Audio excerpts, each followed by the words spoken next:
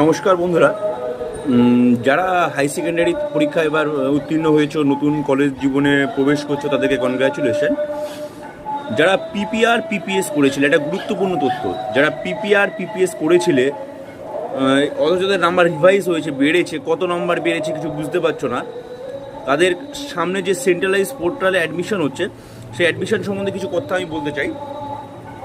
যাদের number revise হয়েছে তারা, যেহেতু 24 তারিখ থেকে 7 তারিখ অবধি সেন্ট্রালাইজ পোর্টালে অ্যাডমিশন চলছে, তো তোমরা আমরা যতদূর জানি বোর্ডের নোটিশ এসছে একটা স্কুলে, সেই নোটিশ অনুযায়ী 1 তারিখে বোর্ডের রিজিওনাল অফিস থেকে নাম্বারের যে নতুন রিভাইজ মার্কশিট দেওয়া হবে এবং তোমাদের অরিজিনাল মার্কশিটটা জমা নিয়ে নেওয়া হবে। সেই মার্কশিট পাওয়ার পর তোমরা আগে যেহেতু জানতে পারবে না কত নম্বর বেড়েছে বোর্ডের একটা সমস্যার জন্য, যাই হোক সেই নাম্বারটা তোমরা আমি বলবো 2 তারিখ বা 3 তারিখ ভর্তি হওয়ার চেষ্টা করো, যেহেতু 7 তারিখ অবধি ভর্তি হবে। তার কারণ হচ্ছে আগে ভর্তি হলে